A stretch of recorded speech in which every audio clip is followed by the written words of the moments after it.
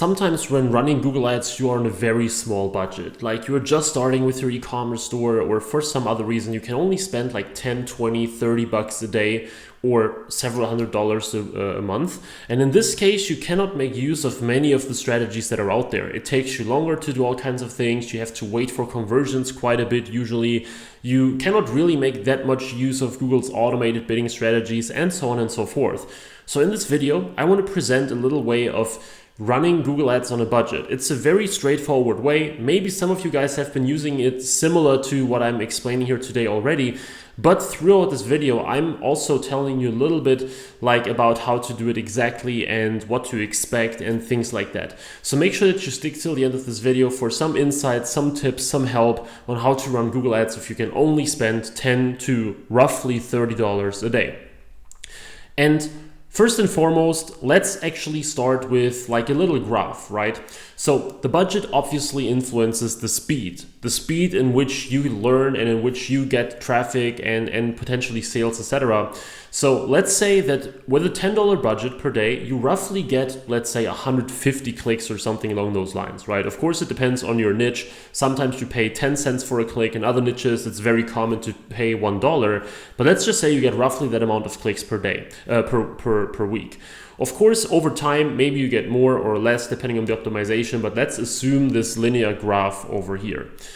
But there is, of course, a zone that I want to call the optimization zone in this case, where you really start to be able to make real adjustments. And in this case, it's only in week 4, roughly at 600 clicks, because at that point, you may expect some sales already, right? You will see a whole bunch of search terms that you can exclude or learn from or make changes or apply changes to. You may have already switched a bidding strategy once or twice, and all kinds of things may happen until this point or from that point onwards as well. In week 1 or 2, it doesn't really make too much sense to switch your bidding strategy and to like change your CPC bids all the time and do all kinds of things. So this is really the zone from which you can play with the data that you have gotten. And this means that we have to get there first, right? And in this example, it takes you roughly 4 weeks if you are consistently sticking to your $10 per day budget in the assumptions that I'm making here.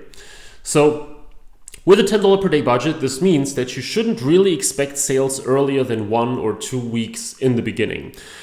A lot of people, they get nervous when they got 50 clicks or 70 or 80 and they didn't make a sale when they were starting from scratch. If you log into your Shopify dashboard, what they usually tell you is something like, hey, on average, it takes people like 400 clicks or something to make their first sale, right? And that's pretty accurate. Like in most cases, when you're not just dropshipping some cheap $10, $15 items that people might buy because they, are super emotional right now, then it actually takes some time. And the conversion rate that you will get over time is just increasing.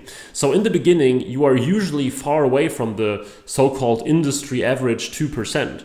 Right? When you're starting with a brand new store with zero optimization, you're just testing the waters and you just check what's going on, you won't have this usual 2% conversion rate. It's more common to have 1, 0.5 or 0.2 or something. So don't freak out if it takes you that long on this $10 per day budget. And one of the most common questions that I get with this now is, okay, which bidding strategy should I actually use, right? Like what's the bidding strategy that makes most sense for me? And I clearly say, either manual CPC or maximize clicks. Up till recently, I was always going with manual CPC, but I actually found that with maximize clicks, which kind of makes sense, but with maximize clicks, you sometimes get more clicks for less. Okay, so it's clearly not a strategy that you should follow for a super long time because it doesn't really take conversions into account, but one of the two is fine. So if you run 2 campaigns, for example, maybe you run one of them on manual and one of them on maximize clicks and you see which one performs best for you, but those are the only ones that you should use in the beginning. Manual CPC without enhanced e-commerce, without enhanced bidding as well. That's very important because we assume in this scenario that you have 0 conversion data. Both of them here work fine. If you use maximize clicks, make sure that you have a bid cap though. Like don't just let it run and spend whatever it wants because then you might get clicks for $2. Put in a bid cap depending on your products like 20 cents, 40 cents, and rather increase it over time. So the next big question is then, which campaigns should I really be using, right? And you should absolutely start with a simple standard shopping campaign. And then you should wait for 200 to 300 clicks with it. Again, you should really aim for those very cheap clicks. You should bid very low, like 20 cents, 30 cents, 40 cents, somewhere along those lines, and rather increase over time, meaning that those 200 clicks don't cost you that much, right? They cost you anywhere between 30 to like $100 or $200 or something. So that's definitely possible. And if you have those 200 to 300 clicks, the question is, did it bring in sales, right? And if that's the case, if it brought in sales, then you should continue with it. And if not, you may switch this to a smart shopping campaign. And there are the arrows finally. But I assume it's quite clear what this says here. You should go with standard, wait for the clicks. Did it bring in sales? Yes. Then obviously it just makes sense to move on, do more of what you've already been testing, what you've been doing.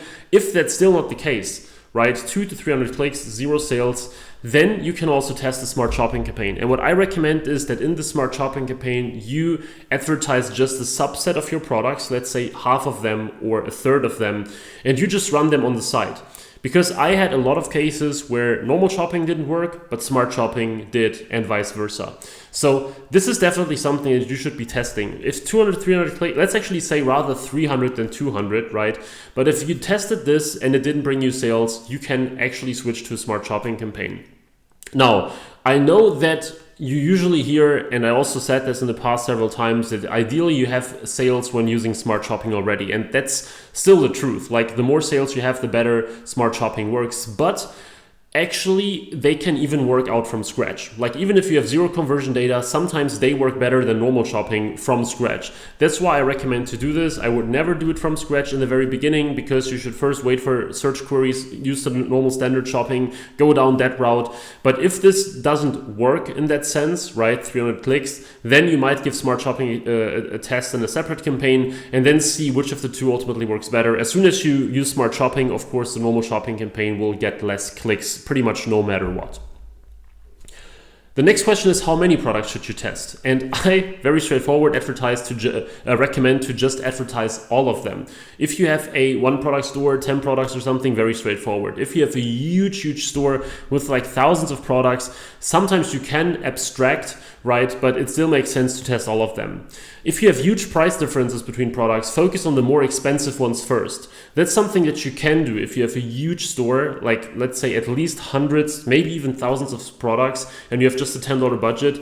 Of course, it's obvious that you won't get clicks for many of these products, but that's also not the problem, right? If that's the case, focus on those with the highest margins, with the highest prices, because they are most likely to yield profitable sales. Maybe not the easiest one to sell, but the easiest one to make profitable in many cases. So that's what you should focus on first if you have huge amounts of products, as I said, hundreds or even thousands, if you have just a $10 per day budget. Adjust the bids according to product price or margin. So if you have a huge campaign with like a lot of products, it makes sense to adjust the bids accordingly and say, okay, if I sell something for $100, I should maybe bid a little bit more than for a product that I just sell for $20, right? So adjust bids. You can do that with manual CPC. With maximized clicks, you can't, but then you can run multiple campaigns where you put in like, hey, this campaign runs on products with very low margins, and this campaign advertises products with medium margins, and so on and so forth. That's what you can do in order to have separate bids when you are not using manual CPC. And then ultimately what you can also do is you can or you shouldn't advertise similar variants of the same product. So 1 shirt in 8 different sizes doesn't make sense. It just clutters your campaign, and it just, if all of these variants get clicks and everything, you rather use them on entirely different products. Or if you have a product with 5 super similar colors, right? Or let's say you have an electronics product and they come with a plug for the US, for EU, and so on, right? That all doesn't make sense. Make sure that if you have a lot of products, that you don't advertise all those super similar variants. Instead, advertise entirely different products. That's what I highly recommend. And then some notes that you should keep in mind when running Google Ads on a small budget for your e-commerce store. First of all, don't run more than 2 or 3 campaigns max because of the slow optimization and statistical significance. As I said, the only exception here is when you go with this price division strategy where you say, hey, this campaign advertises super cheap products, this campaign advertises medium products, this campaign more expensive. That's a pretty useful thing, and you can still run on more than just 2 to 3 campaigns in that case. But normally, you shouldn't go with more. I see people running campaigns with like $2 a day. That just doesn't really make sense. Focus on standard shopping and eventually smart. Other things can come later, but in the beginning, those are your lowest hanging fruits. They just make the most sense.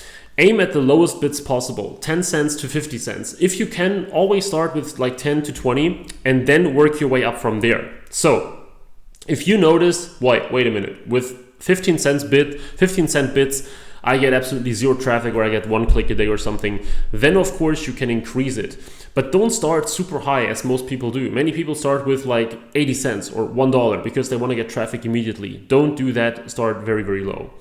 Also focus your attention on your store in the beginning. I see way too many people that always seek the issue and the problem on their ads, right? They are starting and they're like, okay, my campaigns are not generating sales. Something must be wrong with them. I have to create another campaign. I have to change my bidding strategy. When in fact, their store looks just terrible.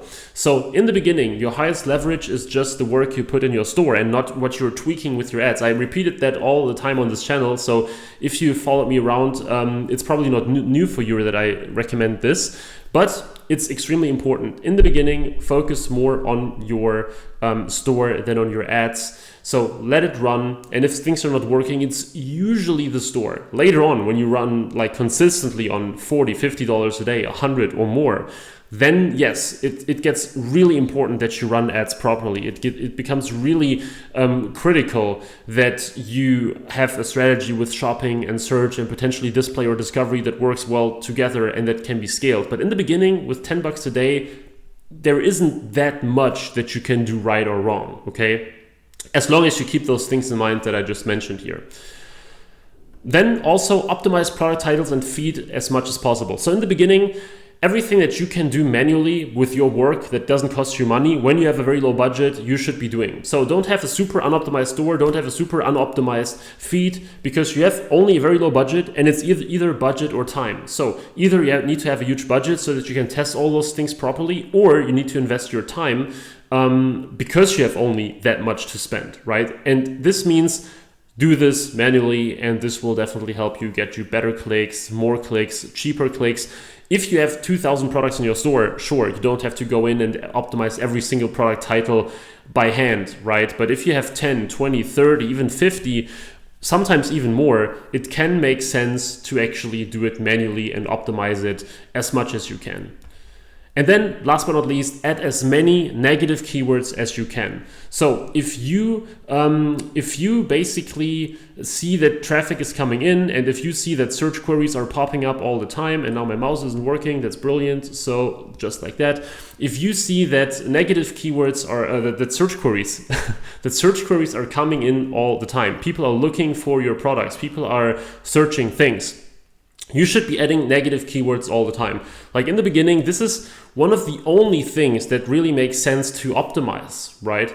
In the beginning, there isn't much that you can do with bidding strategies and bids and all these things really, and getting fancy with campaigns, but adding negative keywords and making sure that you only get the best traffic is something that you can do from day one. So in the beginning, every day or at least every other day, you should go in, you should check, okay, what am I showing up for?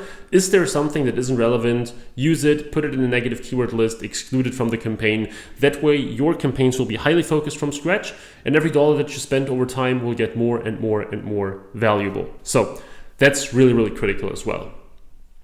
Now, I hope that this was already helpful so far. If you are actually running Google Ads for e-commerce, whether for yourself or someone else, whether you're part of a company, whether you're a consultant or something, then I can recommend you to take a look at my eCom PPC Academy training, where I talk exactly about these things: how to scale an online store with Google Ads, how to run shopping ads, how to run search ads, how to run any other ads really that make sense in the context, how to test, how do you actually scale them when it feels that a shopping ad is maxed out, right? Sometimes you're like, I cannot spend more than $200 a day. There are, of course, strategies to scale it beyond that. So if you are sort of in touch with Google and e-commerce in whatever way, then this is definitely something you should check out. You find the link in the description, of course. And if you enjoyed this video, if this was helpful in any way for you, then please leave a like and also subscribe to this channel if you want to see more content about e-commerce, Google Ads, and performance marketing. So I hope you enjoyed this video, and I really look forward to see you in the next one as well. Bye-bye.